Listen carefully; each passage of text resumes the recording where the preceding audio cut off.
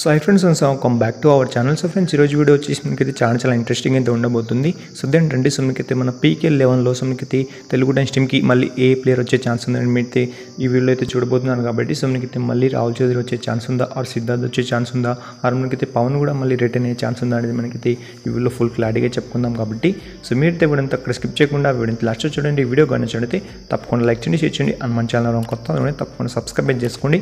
And పక్కన నుంచి bell icon అలా పెట్టుకోండి. సో ఫ్రెండ్స్ ఇక మనం లేచకుండా వీడియోని స్టార్ట్ చేద్దాం.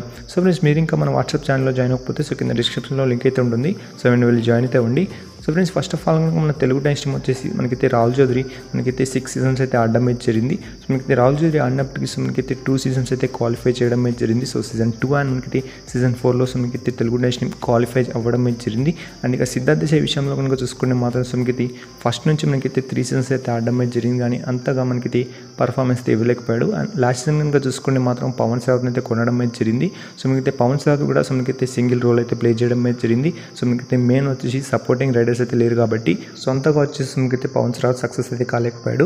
సో ఈసారి వచ్చేసి మనకైతే పీకే 11 కాబట్టి సో ఆల్రెడీ సో మనకైతే 10 సీజన్స్ అయితే కంప్లీట్ అయ్యాయి. సో ఈసారి నుంచి మనకైతే కొత్తగా స్టార్ట్ అవబోతుంది కాబట్టి సో మనకైతే పీకే 11 అనేది.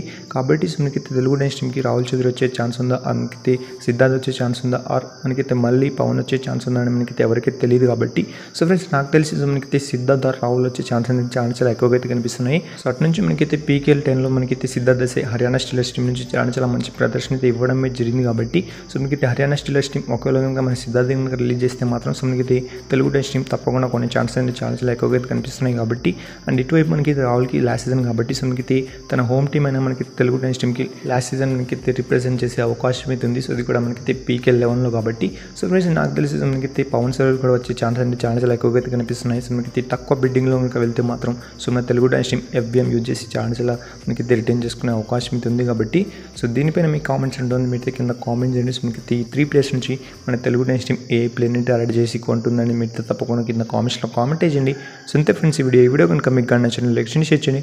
అండ్ మన ఛానల్ కొత్త తప్పకుండా సబ్స్క్రైబ్ చేసుకోండి. అండ్ పక్కన నుంచి బెల్ ఐకాన్ అలా పెట్టుకోండి.